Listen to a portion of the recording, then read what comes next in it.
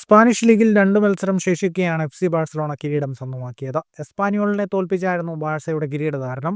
36 കളിയിൽ 85 പോയിന്റുമായാണ് ഈ നേട്ടം ബാഴ്സ സ്വന്തമാക്കിയത്.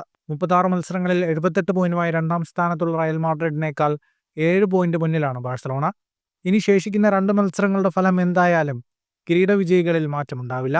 ബാഴ്സലോണ ചരിത്രത്തിലെ 28ാം ലാലിഗ കിരീടം നേടിയപ്പോൾ താരമായത് യുവതാരമായ 17-കാരനായ ലാമിൻ യമാലായിരുന്നു. 53-ാം മിനിറ്റിൽ ലാമിൻ യമാൽ നേടിയ മിന്നും ഗോളാണ് മത്സരത്തിൽ നിർണായകമായത്. രണ്ടാം പകുതിയുടെ അധിക സമയത്ത് യമാലിന്റെ തന്നെ അസിസ്റ്റിൽ ഫെർമിൻ ലോപ്പസ് 2ാം ഗോൾ നേടുകയും ചെയ്തു. യമാൽ തന്നെയാണ് കളിയിലെ താരം. ഈ സീസണിൽ 3 കിരീടമാണ് ബാഴ്സലോണയ്ക്കൊപ്പം യമാൽ നേടിയത്. Spanish super cup, Copa del Rey തുടങ്ങി കിരീടങ്ങൾ ഇതിനു മുമ്പ് നേടിയിരുന്നു. ചാമ്പ്യൻസ് ലീഗ് കിരീടമോഹം സെമിയിൽ അവസാനിച്ചെങ്കിലും യമാൽ അവിടെയും മിന്നുന്ന പ്രകടനം നടത്തി.